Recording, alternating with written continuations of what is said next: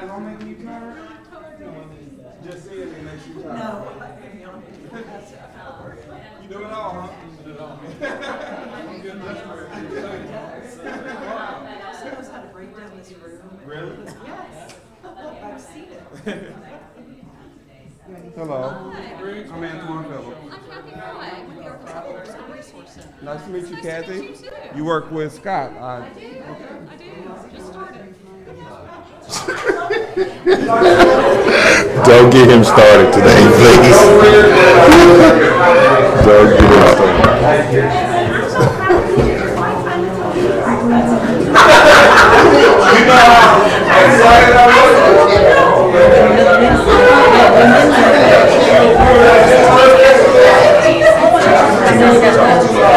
Yes, it's going around.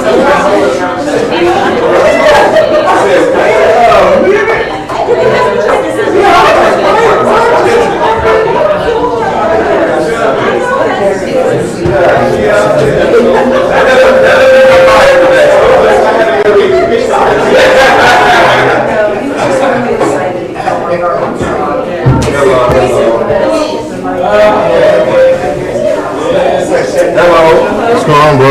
You all right? That's what happened when we haven't met in a while. It just sprouts up. Thank you. What are you going to do next month? May go all gone. Maybe like Tommy that. Hey. Hey, after I saw it coming, I was like, Don't fight it. Don't fight it. gotta go. Hey, you know, some people fight for it. They try to hold on. Like, man, come on, I'm hanging in. Thank you, sweetie. Anybody want any water? I'm good.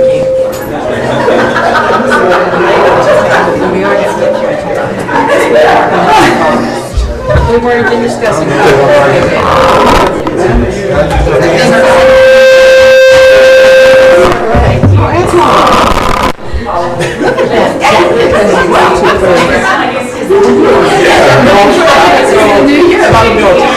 Testing, 1, 2, 3.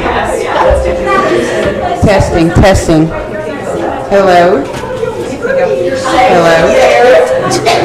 going to call the meeting to order. To the Arkansas Department of Education. Testing, 1, 2, 3.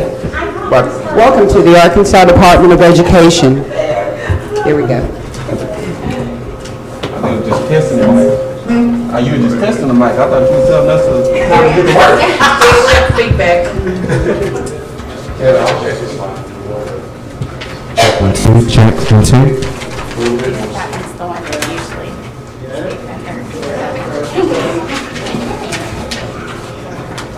Call the meeting to order. First thing on the agenda is to approve the minutes from last time.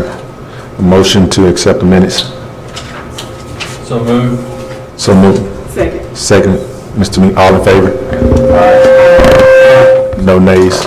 Motion carried.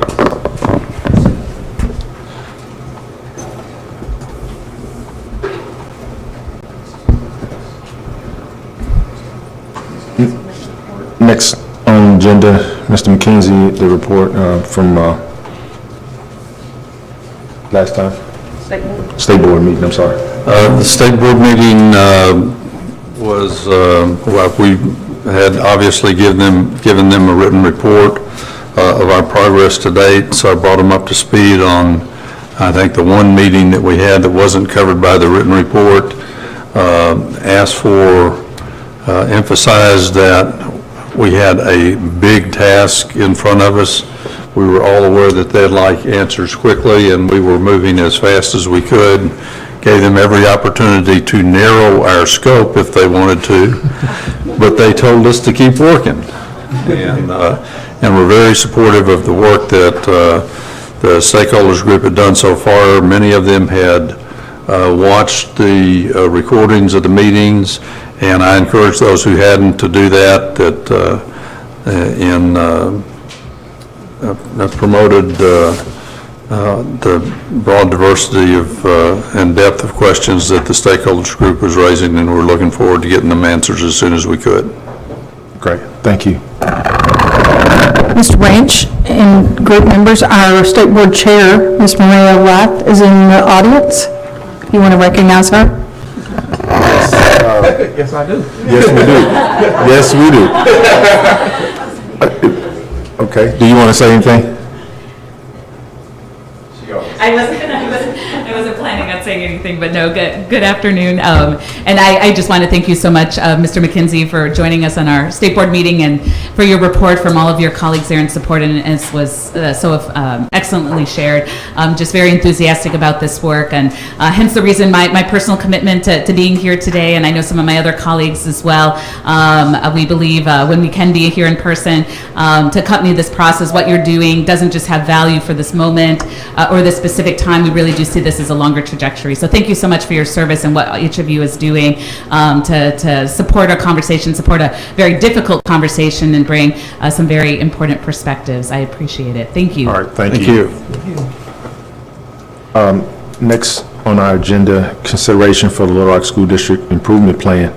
Mr. Pori, And I don't think he's going to be able to be here tonight. okay, did we have a representative? Someone?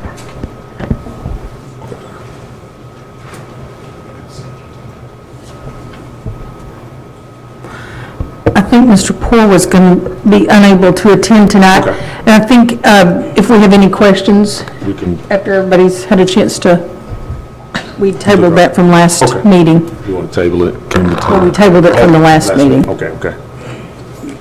Chairman, Yes, I will speak on this item. I think I was a person who originally asked for the school improvement plan to be included in our agenda.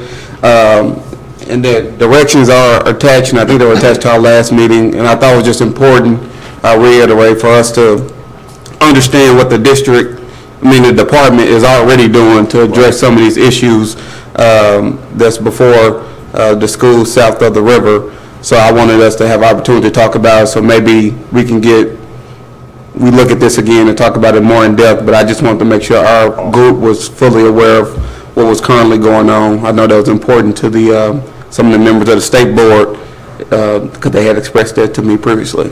So Okay. that's why it's on the If agenda. anyone has questions, if we know what those questions are, we can direct the right person to be here to answer those questions, because it's really a comprehensive plan. So, we could parade in 20 people, or we could parade in one or two, depending on what you need. So, after having read it, do you have questions? Any specific I've got questions? more questions than I can begin to answer. I didn't understand it. It was using a different language and some shorthand that I didn't recognize, so just if somebody, and starting with the big dog would probably be the right place, just to give us a broad overview and help us understand the direction that they're going. Additionally, if we can ask the superintendent to be in attendance too, a lot's been going on that we've been reading portions of in the newspaper and hearing about otherwise, and it would be nice to have something of an update from him, if he would be amenable to that. Okay. Thank you.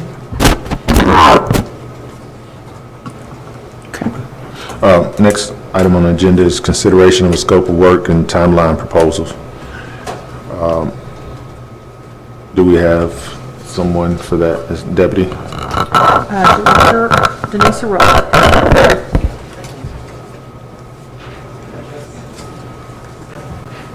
Yes, ma'am.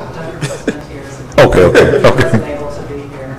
You got the flu after being here the last time. Oh, my. I don't know, there's been some crazy viruses going around at the strangest time of year.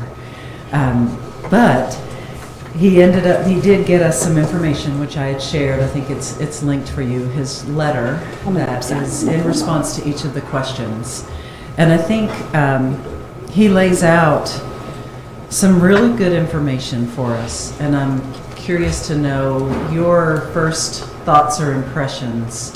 Has everybody had a chance to read through? It's multi-page. He's linked to several different places. Let me grab my book too, because I do want to I want to report on another phone call, another researcher that I spoke to. Hang on.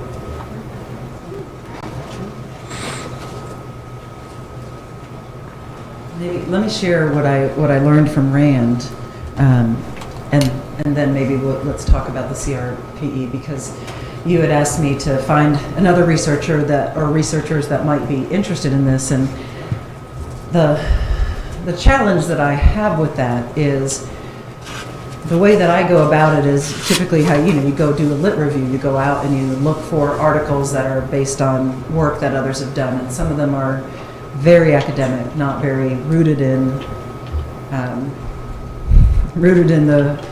the real world application of this work, and some are just obviously biased one way or the other. And RAND Corporation they are out there, they've done some work on charter, they have some background, they're known for being an organization that lets the data speak.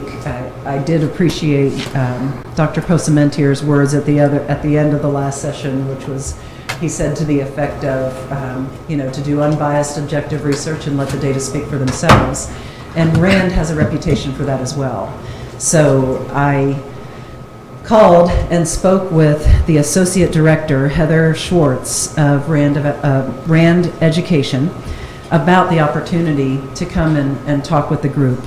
And she mentioned that they do commissioned research or they respond to RFPs. So we would have to approach this through a request for, I feel like I've been so loud all day, I'm afraid to be too loud. They respond to a request for proposal, or they would talk with us about commissioned research. So we would have to go into this with the idea of this is how much money, this is what it would cost. I then shared with her the information, the set of questions that Dr. Posamentier had given back to us. And of that set of questions, the set that's under number 4 was the area that they said that they would be, that's in their wheelhouse. The other questions are not within the wheelhouse of the work that they typically do, and they would most likely not be responsive in an RFP to the other questions. But the work that would be involved in question number 4, which is responding to patterns that students with certain characteristics are more likely at present to seek out open enrollment charter options, and the questions underneath that one. So we left that conversation open to return to. She shared with me, and I believe I shared with you all, the study they had done in New Orleans, the post-Katrina study they did on a variety of factors around the charter system in New Orleans. They had some very important caveats at the introduction to that. I think I shared just this summary because the study is huge. I don't know about you, but that's going to be a long amount of reading. And they did a very responsible job of saying up front, these are the limitations. And one of the limitations in New Orleans, and one of the reasons we can't generalize what we learned from their work in New Orleans, is that the governance structure of charter and traditional schools was so different post-Katrina that there's that uniqueness makes them not really comparable in systems that have a more traditional governance structure like we do right now in the Little Rock area. But she did say that's the type of work that we do. If you're, if you all do put out an RFP, or if you are seeking commissioned research, that we could talk again. But it would be a formal process. They wouldn't come here and speak with you as CRP had done. And after having that conversation, she did recommend the cost studies. I asked her, I said, with the other questions, do you have any other researchers that you would recommend? And she recommended on the return on investment studies, a Henry Levin, or Ogden and Picus, who are a very familiar group to us from the adequacy studies. So it's a small circle that works in these different areas, and it is mostly either commissioned research or work that people do in response to RFPs. And you'll see CRPE, their recommendations in the letter. The next step would likely be to generate a request for proposals that lays out time frame, scope of work, and cost. So I'm curious to know your thoughts after reading through I felt it was a very detailed response, given the fact that we're not paying them to do any work for us. Well, let me start. I think one of the questions that CRPE's presentation last time raised, and I think I raised, was whether any individual researcher was going to have the expertise to address all these questions. And based on their response in detail and your response from Rand, I think the answer seems to be no. So then the question is, are you looking for a consultant that would be the general contractor that would sub to specialist consultants to answer these questions? Is that something the University of Arkansas would do for this group, be the general contractor? In terms of commission research versus an RFP, I think that really depends on the department's procurement process and what that would dictate. I would assume that an RFP would be most in line with the standard procurement process, and if so, then who would draft that RFP? Those are wonderful questions. I know we had some discussion because in tallying up the very little bits and pieces, we're probably looking at close to about $500,000 in research work, and time-wise, around 18 months, it looks like, if we were able to get to it that quickly. Mr. McKenzie, I can tell you that the department did not anticipate anything near this amount of money. When you're talking about $375,000 to $500,000, State Board originally had asked for recommendations by December. So I was thinking of it in terms of some previous work that was done on, which you are well familiar, the border state, the boundary study committee. And it was, I was thinking nominal dollar amount, in the maybe $10,000 range at max. This certainly is a level that we did not anticipate, and there is not a budget for. So, and the procurement process being probably 6 months at a minimum, and then an 18-month window once the procurement is finalized, you're looking at a probably shortest possible term of 2 years. Certainly, this would need to be, I would think, would need more discussion by the State Board to maybe clarify their direction to you and the work that you all are doing, since this was something that came directly from them. Those are my observations at this point. And I think those are astute observations. It is, as I mentioned in my comments to the board, a very big task and a very broad list of all important questions, but they're going to take some time and resources to get answers for, and so I think we probably stand at your direction in terms of how to proceed from here. Well, I think given the magnitude of the time and resources that this would take, I'm not sure when this committee is scheduled to come back and report to the State Board, but I certainly think it would be worthwhile to have further conversation with the board. Let them know, which, as Madam Chair is here this evening, can take that back to her colleagues on the board and say this is, I think, a little bit more than we anticipated. I think it was a little more than they anticipated in their conversations, but I wouldn't want to speak for all of the board members. Okay. Okay.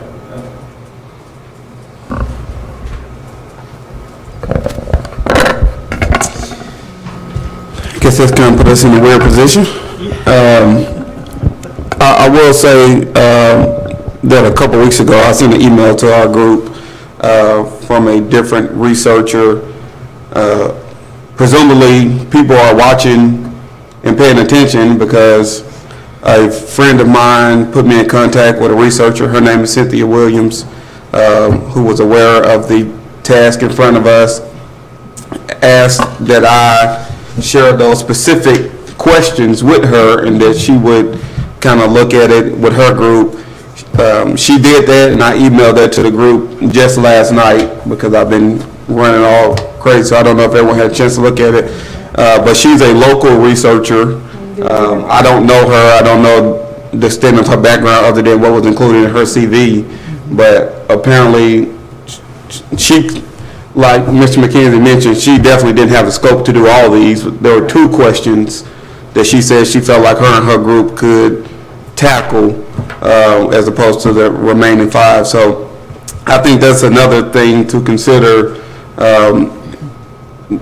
as we go back to the board to ask for more direction, whether there are people within our immediate reach who may not be as, and she didn't put any cost. She may be just as much. I have no idea, but I just wanted to make sure that was shared and I was transparent about the people who reached out to me. Where is she? She's in Little Rock.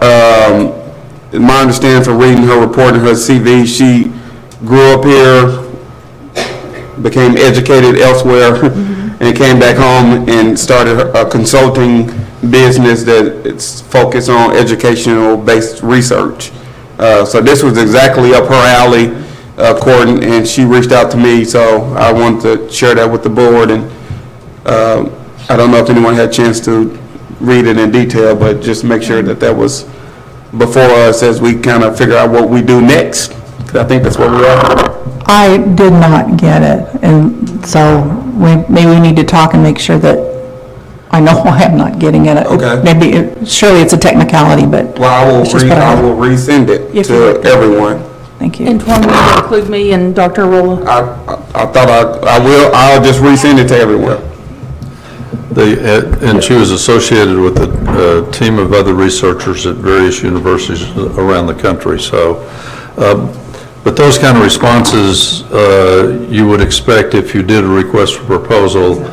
On the other hand, I'd be reluctant to develop a request for proposal if we didn't really have a budget to do significant portions of it, because it costs these folks money to prepare a detailed response to these things. So, you know, this is where I think more discussions with the state board are important.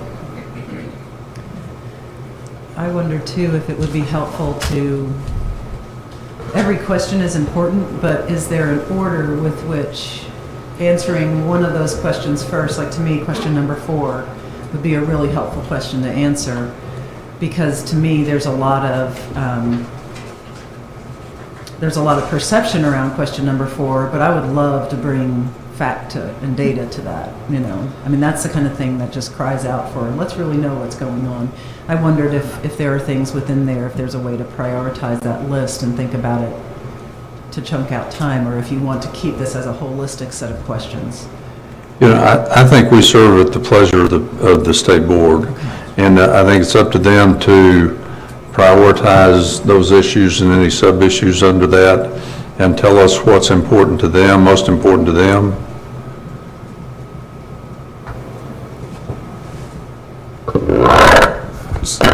Switching gears just a little bit from that, Ms. McKenzie, I'd like to hear from the fellow board members on, because I've received questions from different people about where we are and where we go next as it relates to assuming that we did select a researcher. What happens to our group in the interim is a question that I've been asked, and I want to get everyone's take on. Obviously, we got a question to go before the state board to figure it out, but assuming that gets worked out and however it is, what happens with our group, our meetings in the interim? Anybody thought about that? Among what it was that impressed me, left an impression from the creepy guys. That was their term, version of the acronym, not mine. But from the gentlemen who were here, one whom we sent home sick. They're probably watching. Serpy, was that it? Maybe watching. Somebody had said the creepy guys. Okay, I apologize to the gentleman from Washington. If they're listening or if the board gets back, they're not creepy. They're probably not Serpy either. But at any rate, what impressed me really was that I felt that they were, and as I had read as much of I think I read all of their website as much as I could access, is that they were very, very much process-oriented, and what way they were orienting us to was a process. And my understanding was that in addition to identifying research questions that are very, very important for decision-making, our decision-making and our recommendations to the state board, who will be the ultimate decision makers, is that I had not anticipated a group of this scope and stature taking on these, what I thought were fairly basic, but certainly not nominal, research questions. But I do believe that as important as these questions are to consider and to be answered as succinctly and accurately as possible, that it's also incumbent upon us to begin thinking about the processes. My experience professionally and privately has always been that process is going to determine outcome in so many aspects. My big concern about our overall task of ensuring that all of our public schools work together as a team for the benefit of our city and its children is right now they're not even non-speaking terms. And to mandate from on high, as I just had a bit of a conversation with our state board president, I see that that's going to probably create a lot of resistance that we don't need to foment in any form, but to craft a way in tandem with the participants, a way to approach how it is we are going to proceed. My conviction is that people support what they help create. Mm-hmm. And that it's vital that we find a way for those who are right there where it happens or it doesn't with our children, are involved in ways that are not merely perfunctory or token, but meaningful. And I think that this is a place that our conversation and our consideration can go while some of these other bedrock, nuts and bolts questions are being asked.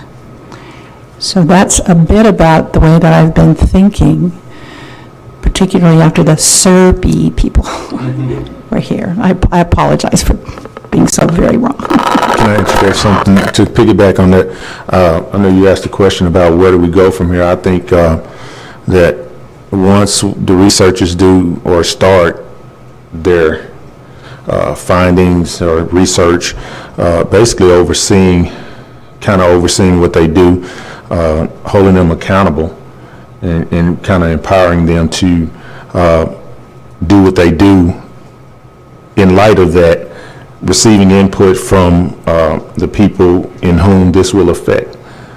Because I know sometimes researchers come in and some of them don't really know the area. And so you're getting those people that can assist them in that process, especially in this area.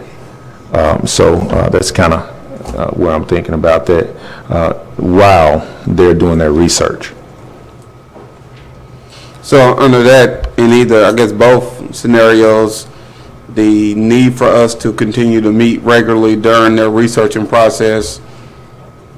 Or I would say maybe not as much, but for sure to at least have some dates that we meet and just give us an overview of where they are okay. with everything. That answers my question. Thank you, Chairman. I mean, I'm not speaking for everybody. No, I'm asking for everybody. Okay. For anyone, I guess. I have some thoughts as well about what we can do in the interim, and they involve scenario planning. So we've heard different scenarios about the future, Dr. Guess is a big advocate for stability and giving ECSSD the stability to solve some of their problems and move forward. Superintendent Curris talked about the existential threat that he perceived that additional charter school seats would have on Little Rock School District.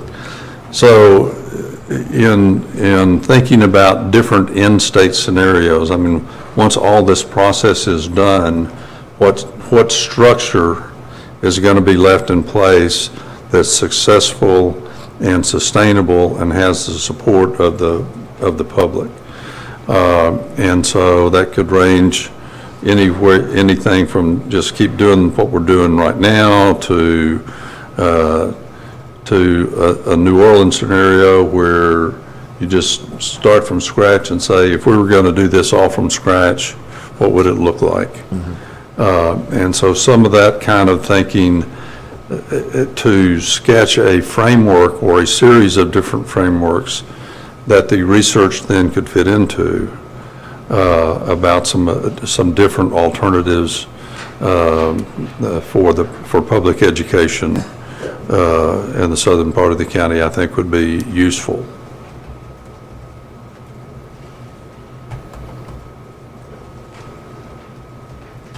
Thank you. I agree, and I wonder if there's a way that we can begin to reach out even more to key players in the community for, informal conversations. I've been very much informed by just people I run into and ask them questions that I think are pertinent to our work, and just to kind of get a feel for how people are viewing our work, where their concerns are, and there are a lot of concerns. There's a lot of fear, and fear is certainly not the best atmosphere for plowing ahead. We need, I believe, to have a very solid footing that will be comprised of people feeling that they've not been ignored, but have been appropriately and meaningfully involved. And we can talk about how that might be done, but I've been struck by how much I've learned by just chatting with people informally to take the temperature.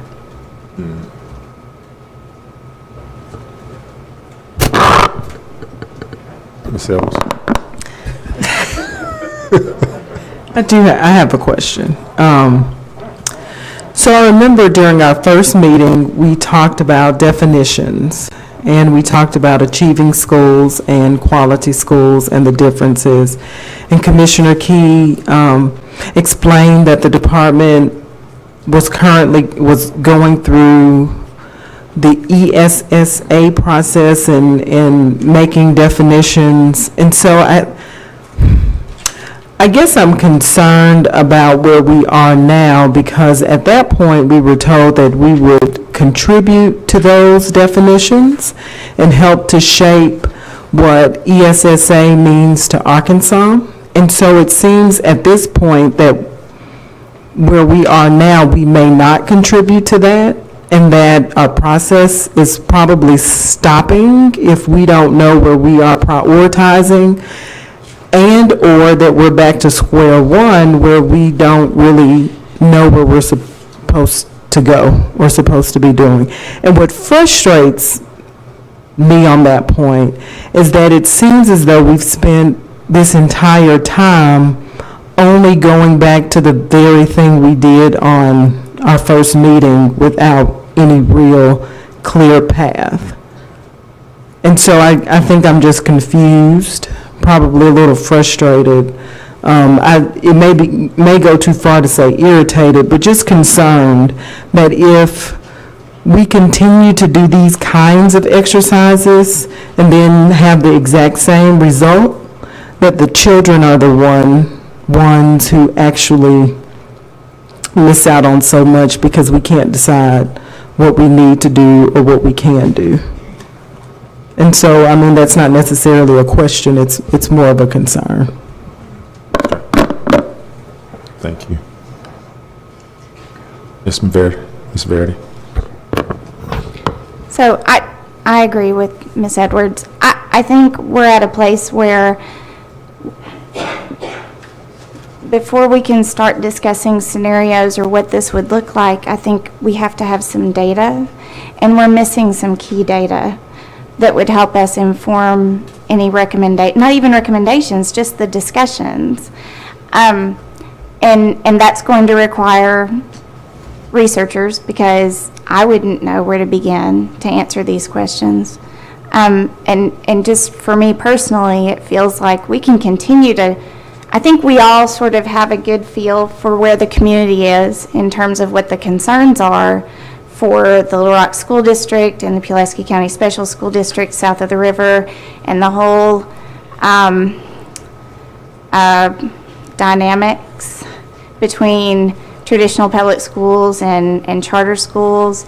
And I think we've even examined other issues that probably need to be examined further, like migratory path. But we don't have the ability as a group to do that research. I just don't see how we do anything else without having a researcher to help answer some of these questions. That's just my opinion, but.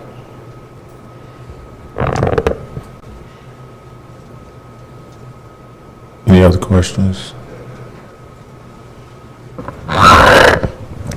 And just to close the loop on this, I definitely understand everyone's position, and I think when we started,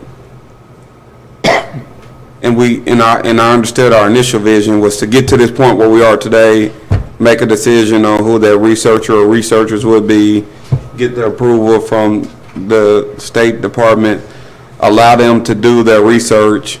And I've told people, maybe incorrectly, to some extent, we kind of go into sort of a hibernation while the research is being collected, and then we come back and say, here's what they found out. Now, how do we analyze that information and make a recommendation to the State Board of Education? State Board of Education. So I agree. The way I understood it originally, if we don't have that research, then my original understanding of where we were going, we can't get there. But there are some additional concerns about that we just spent 3 months to get back where we were initially. So I don't know if it's on us to make that decision, or if we sleep on it and we come back and take it to the state board with our individual opinions, or do we need to make a group decision on what we think we should be doing going forward? I mean, I think those things we need to consider, because essentially we're a bit of a crossroads right now to determine whether we go through a procurement process, if that's permitted, what the state board wants us to do, how do we envision ourselves going forward. So we got some question marks, and that's why I started the initial question, because of those question marks. Mr. Chairman? Yes, ma'am. One maybe encouraging word, because I do hear a lot of frustration, which I think is not abnormal as groups work. I think one of the things that I talked about briefly when we first came together and we're just beginning to know how to work together, learning a little bit more about one another, is that it's typical for groups to form, storm, norm, and then perform. I remember you saying that. That's right. And that's exactly what we're doing. Okay. Which are we storming? Yes, as a matter of fact, we are. Okay, all right. Yeah, and this is perfectly normal, so let's not be too worried about it, because I think that, we're going to make it. We're people of goodwill. We have excellent resources. We work with people of goodwill, and I think keeping a positive outlook is very important, and so that's why I'm wanting to bring it back to, from a facilitator's perspective, this is absolutely normal. And what is important, however, is for us to keep talking and thinking. Once again, I want to bring it back to process, how it is that we're going to, it's not going to be ever just us. We know that we need a researcher. I'm very concerned about what I hear in the community is, this is just going to be war. And we're like, no, we didn't sign up for a war. We're signing up on the peace treaty here. and figuring out how it is that we can be mutually supportive, accepting the facts as they are, and also create a broader consensus, a big picture, that it really makes a lot of sense for us to figure out the ways to hook into one another's strengths and build from there. What I get from kind of down at the base of the pyramid, and having worked in the district for so long and know so many students and teachers, is that they just feel left out and devalued. And so I try to give them my little pep talk is that, wait a minute, you're where it happens with our kids. As a matter of fact, it's all of these levels is where it happens with kids, but only when we really work together. And that always starts with awareness. And so we've been taking a lot of time to become aware of much bigger pictures. Even though I worked here at one time, gosh, it's a whole new world here. I've had to relearn everything. And so I just want to be encouraging to us that I think that we're where a lot of groups are at this point, and let's keep going. We're going to have to decide exactly how to do that, but I think the key is always balance. I agree, Diana, there's a lot we don't know and we need to know, but we're not down yet to making those bedrock decisions. We're still, come, let us reason together, and I think also realizing that it's much, much, much broader than just the people in this room and even the people watching us. So that's my little pep talk. Thank you. Any other questions? Mr. Kinsey, did you have some you want to add? Okay. All right. Any other questions for Dr. Arola? I was just thinking of something as you were talking.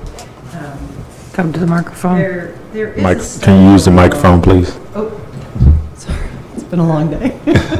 There is a study that's being done right now by the Office of Education Policy on migratory patterns.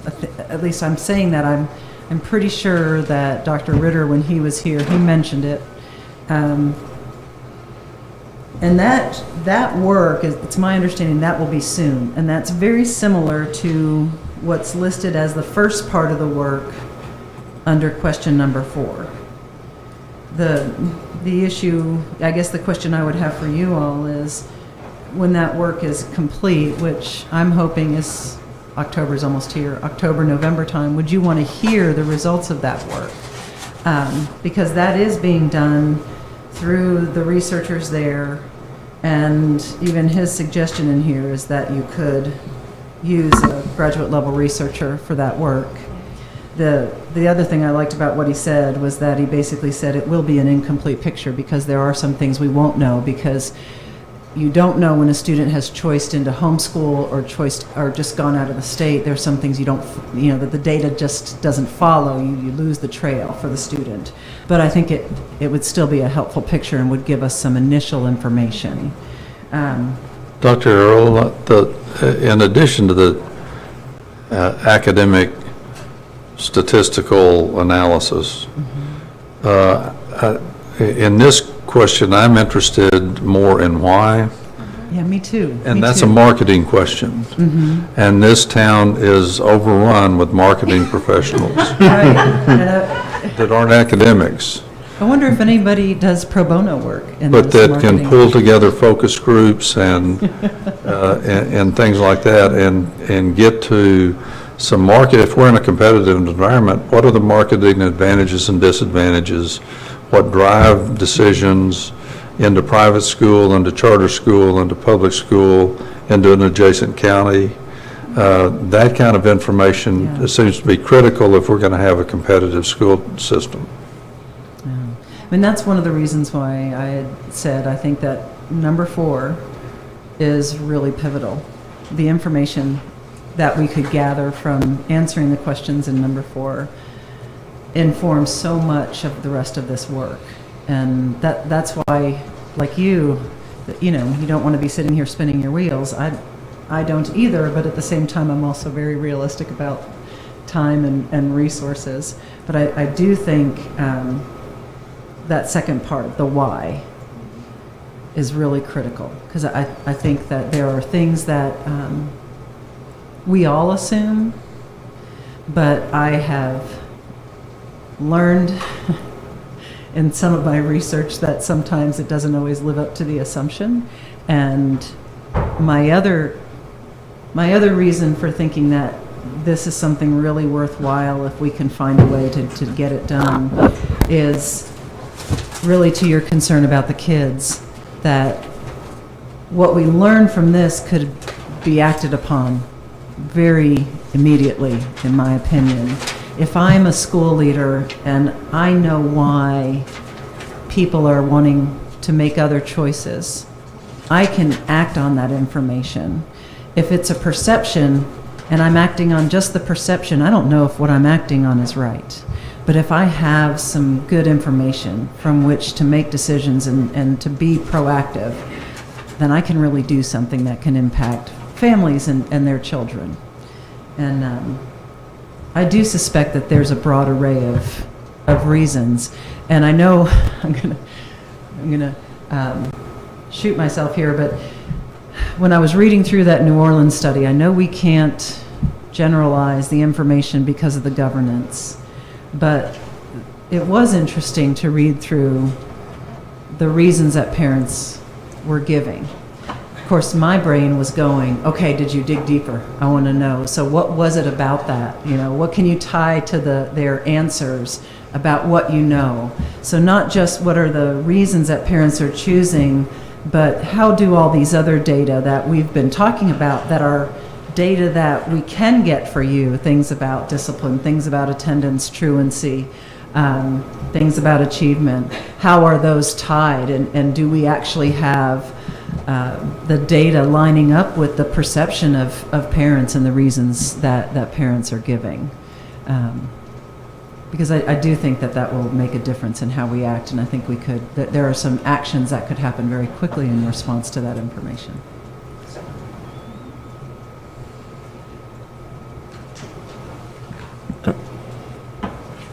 I'll defer.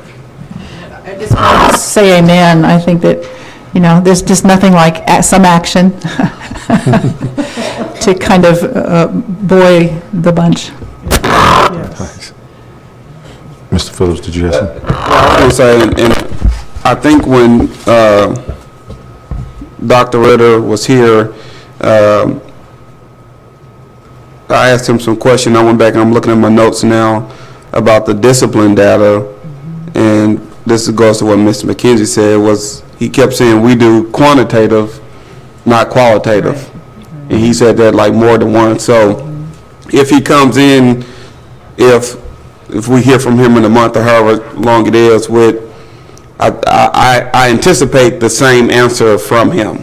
Not to say the quantitative data isn't necessary, but I think we're going to be wanting a little more, and I would like for us to be prepared in some shape, form, or fashion for the little more that inevitably will come from the board. Yeah, and you're right, because what I would imagine they would be able to tell you from tracking the student data, the migratory patterns, is more based on the quantitative and numbers. What I think turns that into more actionable information is when you know the whys. There have to be whys, and what I would be interested in is what are the preponderance of whys, and is there a preponderance of whys? And that those reasons, I think, really shape actions and recommendations. And even though this stakeholder group is looking at a broader set of recommendations and a broader set of questions, that information, I think, could be immediately useful to the families that our schools serve. So how we get to that point with, given that I think the price tag on that second part was like $75,000, and I think it was $75,000 to $85,000 estimate, and I know why. It's you have to have bodies that can go out and do the groundwork and bodies. I say that we need bodies that know how to ask questions the right way, how to structure things so that the information, when it's collected, is collected objectively, that it is then analyzed objectively, coded appropriately, and the findings shared in an objective manner. And that's what costs money in this kind of research is that isn't, at least from a research, now from a market perspective, since I don't sell things, I don't know how they go about collecting that information when their bottom line is, how do I best market this? I know from a research perspective, when you're wanting to answer questions and gather that data and be objective, there is a skill set that you look for in the people, and you have to have those people either on hand and available, that's where the cost is, or you have to be able to hire those people. And generally the groups that have those people on hand, they have them on hand and they have them available because they carry a certain amount of budget available to do that. Groups like ours, you look at a task like that and you have to think, okay, are there graduate students I could pull in? How much time do I need? And let's get the ball rolling, or talking to others at the, local university level. Who do you have? Who's a grad student that's working in this qualitative area? Actually, just made me think of somebody who is an outstanding qualitative researcher who may have graduate students in that area. Now, I don't know if you want this to be somebody's dissertation project, but I just thought of a couple of names. Well, while you write those names down, I guess to make sure I understand correctly, even if we were in receipt of Dr. Ritter's data, am I understanding you correctly that we'll still be back to the same point of figuring out the vehicle to allow us to get to where we're going, correct? Is that fair? Say that again, I don't know what. So if Dr. Ritter does present his data to us, we still need to figure out someone to get the quantitative data. So we're still going to need to, right, to the why. Yeah. So we'll still need to go to Yes. the state board or decide amongst ourselves on that direction. Well, and you think about it, I know graduate students' schedules are pretty packed, depending on what their different responsibilities are, but they are super motivated. They are supervised by people that theoretically know, are helping them to learn appropriate techniques in research. It might be worth exploring, might be worth asking a few questions of a few people to see if they'd be interested. I just know it's very time consuming. It's an interesting debate that people have between qualitative and quantitative. So if it's appropriate, should we have take our minutes from this meeting, submit it to the state board, then as many of us as we can show up to that meeting to try to, is that where we're going? Is that what I'm sensing, or am I missing? No. Your report's not due for 3 more months, but the state board meets Well, obviously, they got other things to do too, right? October So, 13th. Yeah, hang on just a minute, I'll pull up their agenda.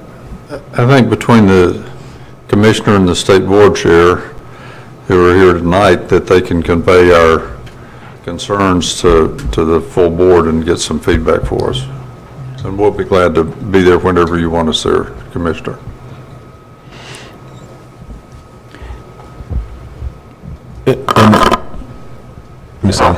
Just a quick question, but probably not a quick answer. I'll wait till you finish your notes. Yeah, I need. Please, go ahead.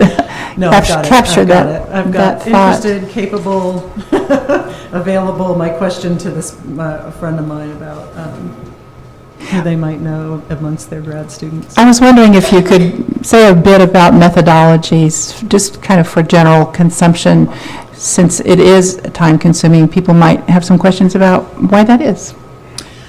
That's a fair point. I keep going back and I think about, so my research background, it's funny, I have a science background from my undergrad, and my research was more in in the sciences, experimental sciences, and some observational work. And then I went through my education degree, and I ended up, surprisingly in my mind, in a more quantitative program than a qualitative program.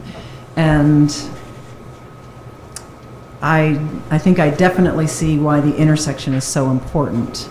The quantitative is taking, we do a lot of work with the data, and I guess, for lack of a better word, crunch the numbers, run models, or do tests of the data. So we do things like hypothesis testing in quantitative, where we say things like, we have all of this data, it belongs to two different groups, and we want to know if there's a significant difference between the two different groups. And there are statistical ways to test that. There are statistical ways to model and do predictions, or to do explanatory types of things by putting data, whether it's data that is expressed in categories or data that's expressed more continuously, like test scores or height, weight, a variety of different things. To me, the time-consuming part of the quantitative is it's a skill set out there that's harder to come by. So finding those people that do that quantitative it's just one of those things that's hard to come by. But once they have the data, it can be collecting the data. If the data are available, then it could be structuring the data. But once you have the data, you can run that data pretty quickly. So probably 80% of the time that I would have spent on something quantitative would have been in structuring the data so that it's appropriately going to lead to the statistics that are needed to answer the question. With qualitative, my experience with that has been that you spend time in your collection of the data and your analysis of the data because it is collected so differently. So, for example, when I've done focus groups, you have to think very carefully in advance of how you structure the questions so that if you're going to various focus groups, you want to make sure that you're not asking different questions to different groups and getting different answers and then trying to compare that information. When you collect information in the form of the written word or the form of the spoken word, there's a different kind of analysis that has to take place. There's been a lot of advance in some of the computer programs that can help you to code or identify patterns within text, but even running that kind of software on written text or taking interviews or focus group, taking the recording, having it transcribed, it's very interesting. You have to go back, reread your transcription, put your recorder there next to it, because sometimes the transcriber doesn't quite get some of the sounds. My favorite was a transcription of a student group that we did a focus group with, and I needed a transcriber who could kind of follow high school talk, and they didn't. So it took us a while to get through to the point where we actually were like, okay, now we feel like we have an accurate transcription of this conversation, because they couldn't follow some of the terminology. So all of that is what takes time, making sure that as you're analyzing that text and looking for patterns, having multiple people doing that analysis so that it's more objective. It's not one person's mind going, I see this pattern, and that's the pattern you go forward with. You usually have more than one person analyzing the same text, making sure they're looking for patterns. That's where the time-consuming nature comes in, but that's also where the richness comes in, because you're really hearing from the people. So in between that, you can sometimes get some great information from surveys, but you have to structure a survey really well to do that well. And even there, typically, sometimes you can do focus groups to develop a survey, or you can do a survey that leads you to more specific questions within focus groups or interviews. In focus groups and interviews, the problem becomes getting the people that are going to respond, and even with surveys, getting the response rate. So that's why those pieces can be very time-consuming. There's so many different elements that you have to coordinate and carefully choreograph to get to the point where you actually have a set of findings that you can share. So it either takes a small number of people, a decent amount of time and attention, or it takes a larger amount of people carefully choreographed to get to that in a short period of time. If all the factors come together and you can get qualitative, to me, is that piece that goes and really talks to the people. So you have to get the people. You have to make sure that you've got representative people. It's really, that's where the time comes in. And that's where the price tags come from. Yes. And that's, it's, you know, I say that quantitative skill set, I do not want to undercut what is involved in qualitative. To me, qualitative is harder because it is such a careful analysis and it's such a careful set of skills to do it well. So, Thank you. you're welcome. Any other questions? Leading into next on the agenda, Dr. Arola, so what do you envision the next steps would be for just say if we had to go to the next step, what would that be? Besides the researcher? Right. I think we need to hear from the state board about how to deal with the fact that this is something that does cost money. In the meantime, I would like to kind of explore, if you're okay with that, explore whether or not there are options in terms of graduate student researchers under the supervision of a faculty researcher. And that would initially cut down on money, right? Okay. Mm-hmm. But I think we need to know, you know, what, in light of what it will cost and the fact that there isn't funding set aside for it, what is the expectation in terms of that? And then I think it would be helpful to see if we can make any progress on that question number 4. You know, I do want to follow up and find out from Dr. Ritter when that will be available, but then also, you're right, you will be frustrated because you do, when you hear that data, you want to know why. That's human nature, and that's the only way we get to solutions. Right, so right. We've got to start moving in that direction. Okay. Yes, ma'am. This is probably something that doesn't need to be said, but I'm going to say it anyway.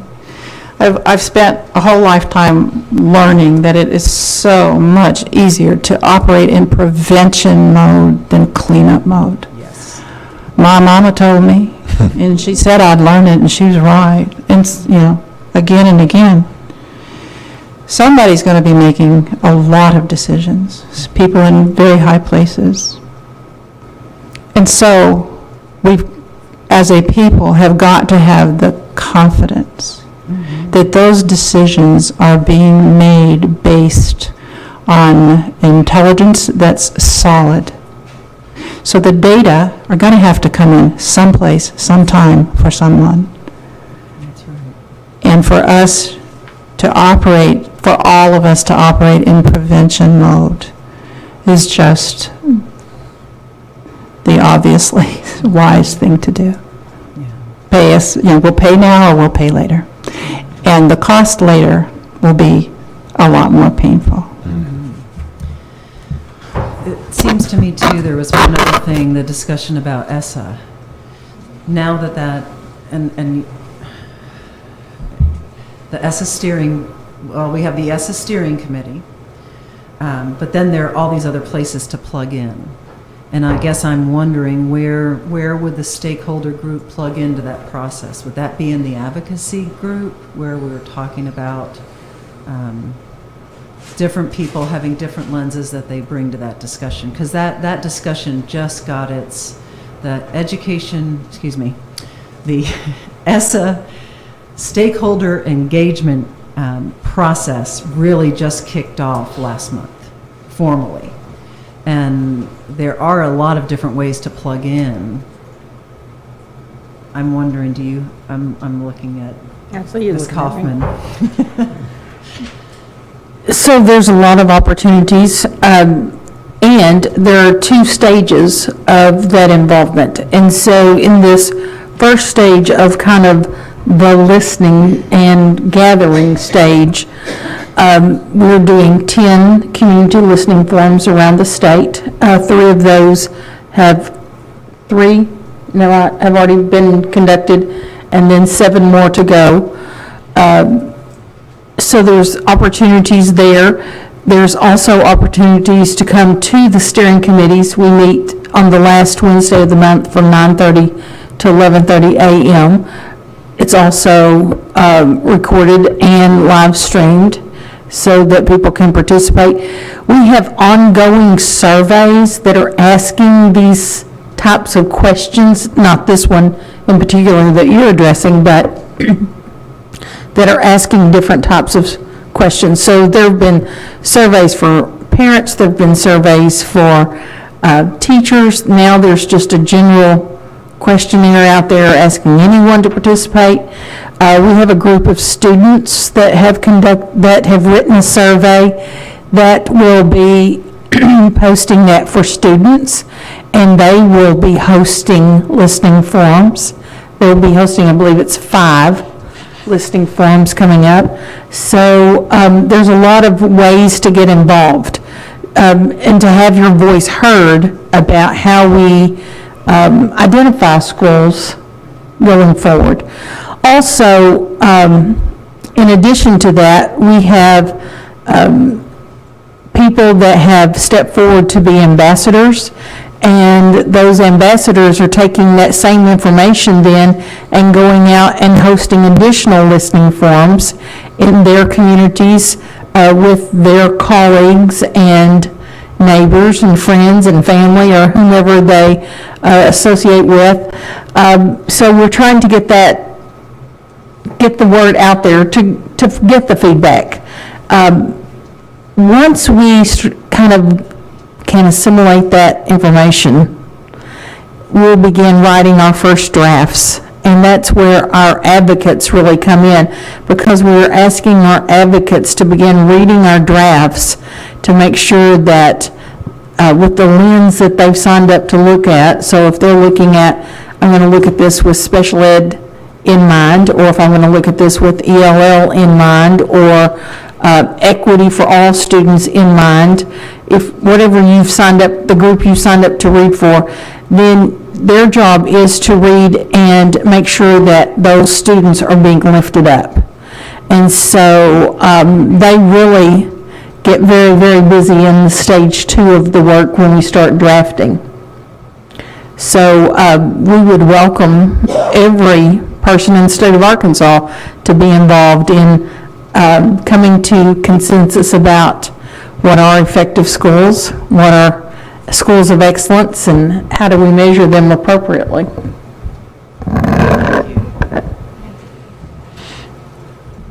Okay, thank you, Dr. Arola. Next on the agenda was the consideration for next agenda meeting. However, I want to pause 1 minute, and if it's okay with the board, we have Senator Elliott here to allow her a little time to speak. Yes, sure. I don't think nobody was going to be like, no. Thank you so much, and thanks for allowing me this little bit of time.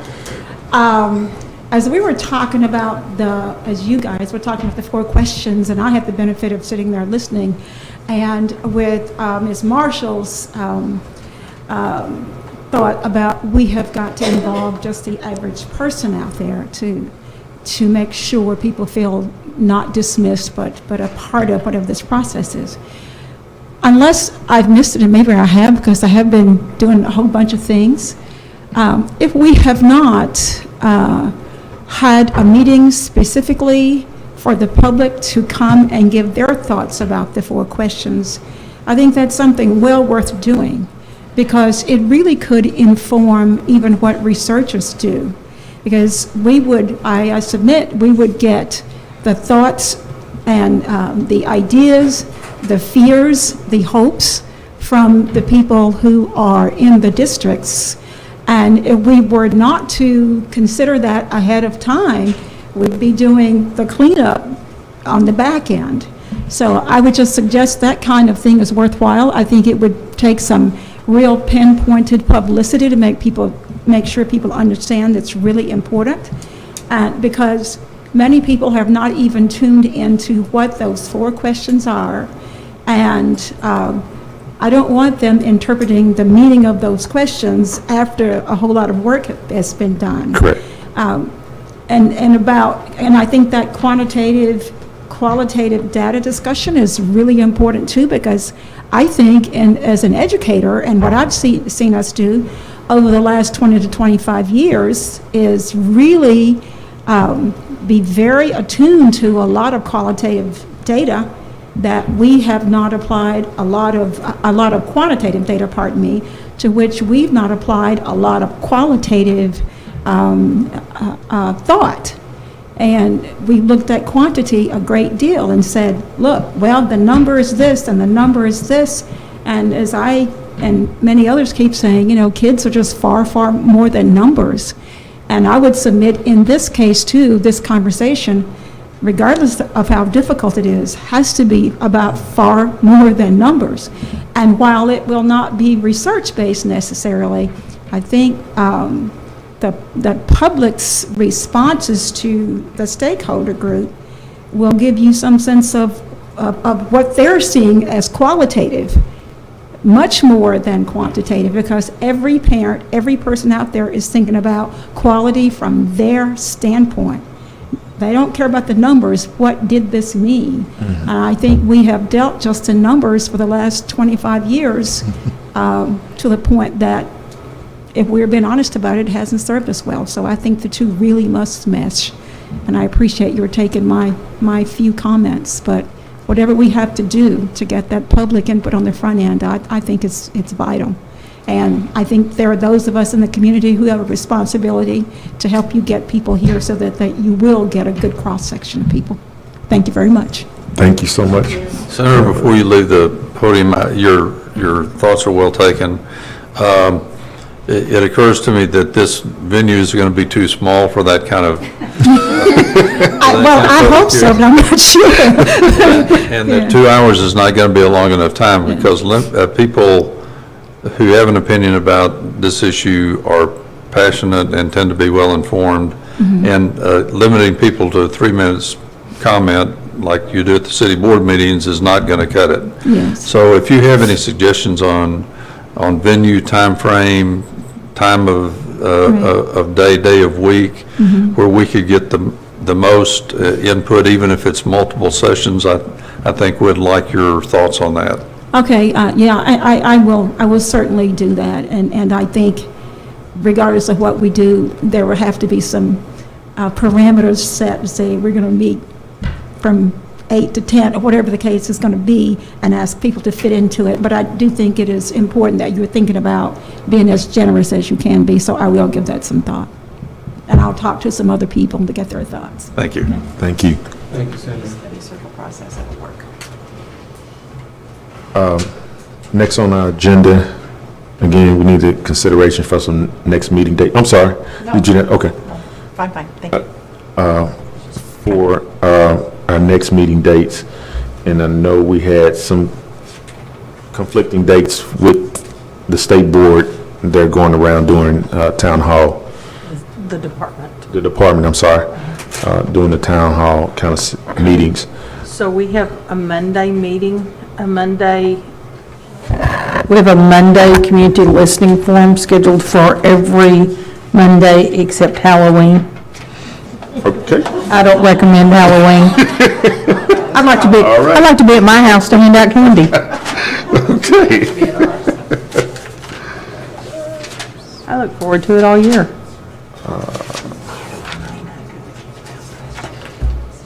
I don't look forward to that. I'm happy with the 200 that come to my house.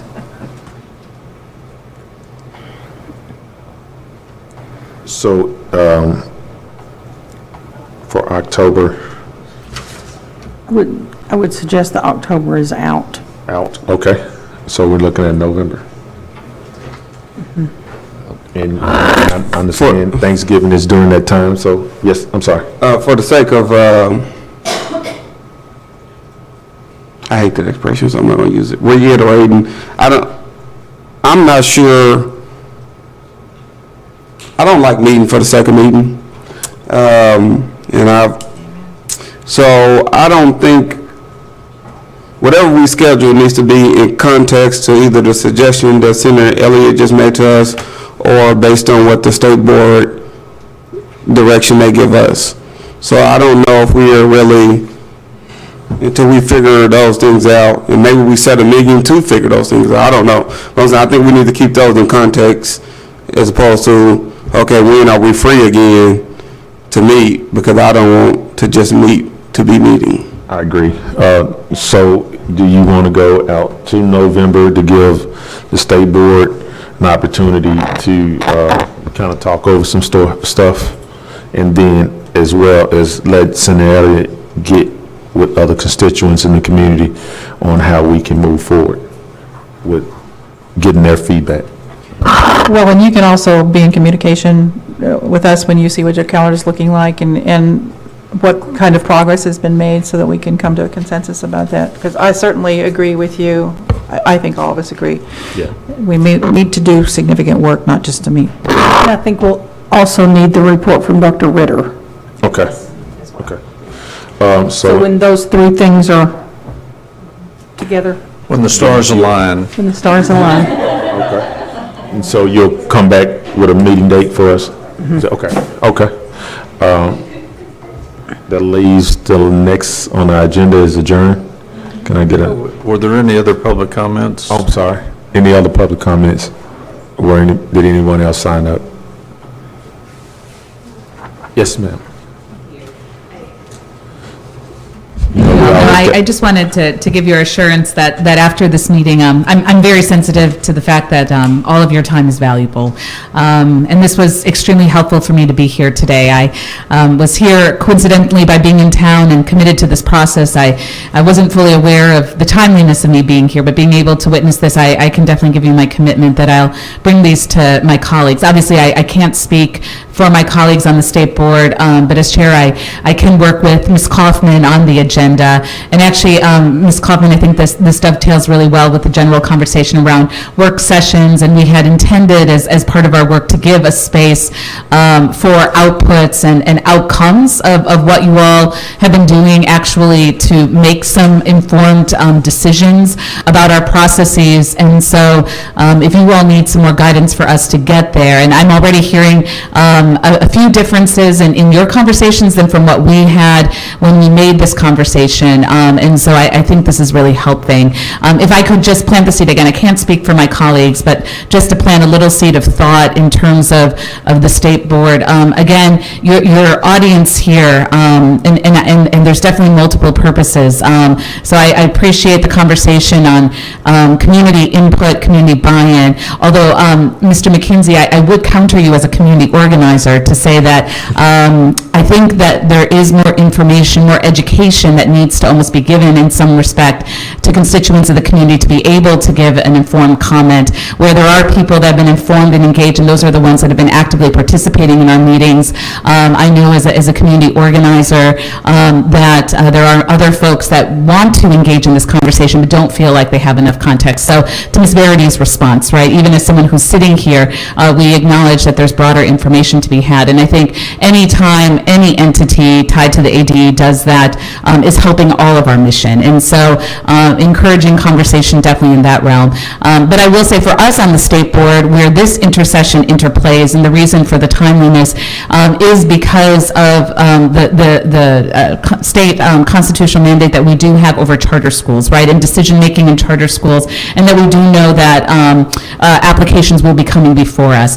And then we also have the decision, and we're the entity that did make the decision in regards to the takeover, right? And so the ability, and I think the information, some of the guidance we were hoping, I think, to get, and again, I can speak for myself personally, right, and again, not for all of my colleagues, but I know when I personally authorized this, it was the hope that we would not be making decisions in isolation, but that we could look at this holistically, all together, with a better view, and acknowledge that maybe there were some opportunities, and I think you heard this even out outside of the Little Rock School District. This was broader conversation statewide about how do we look as charter schools and traditional public schools coexisting in the same system, not being in competition of each other, but coexisting in a way that we're helping the broader ecosystem and benefit for all of our kids.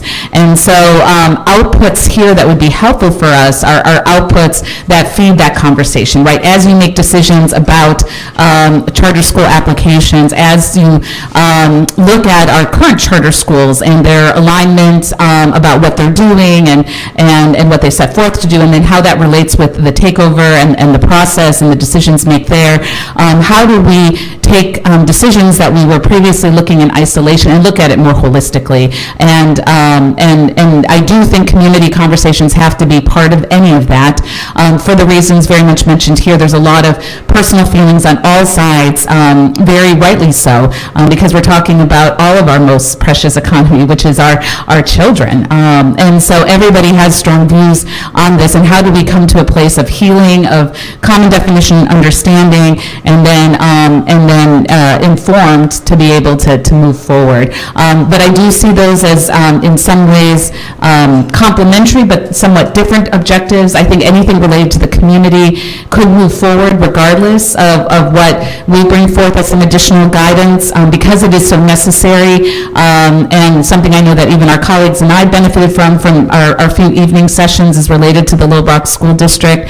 But do know that this dovetails very well to work session conversations that we were planning to have anyway. As chair, I can definitely make sure that we produce some outputs in our October session, so the 12th and the 13th, to be able to get you all some more guidance and direction as you move forward on the piece of how do we bring forth guidance that's helpful to the state board, again, in making these holistic decisions that can be, again, to the benefit of all children. We realize charter schools have a place, we realize Little Rock school districts have a place, but we can't keep making decisions in isolation. There has to be an ability to look at this all together. So I hope that helps a little bit. I'm glad to entertain any additional questions if you all have, but more than anything, I wanted to give a personal commitment that because your time is valuable, but we're also under sensitive timelines ourselves as very time-sensitive decisions, so it's the challenge. We want to make informed decisions, but decisions related to Little Rock keep coming before us in our agenda, and that's not going to stop. And so that was where we had set forth some guidance of maybe by December trying to have something in terms of input. So how do we balance something that might help inform us, even if it's process-based, right? How do we approach these processes? And then balance that with the more, as was detailed here, the data, the information that needs to be taken, but being cognizant that there isn't a budget tied to this. So please know that I realize there's not easy answers to questions that you pose, but I take it seriously to speak with the Commissioner, Ms. Kaufman, and then obviously again with my colleagues on the 12th and 13th to try and get you some better answers. Is that helpful? Yes, ma'am. Okay, all right, thank you. Thank you so much.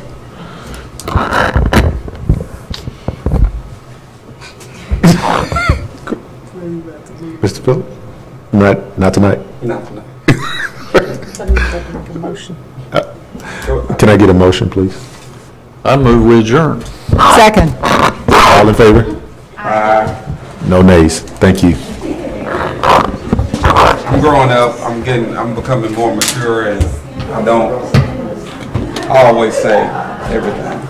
That was that moment. Is it the beard? It's the beard. The beard that Adds oh my gravitas. God. Starting to norm. Yeah. I'm storming. I'm storming. That's it. Oh, wow. Are you not going to be reading my minutes tonight? My-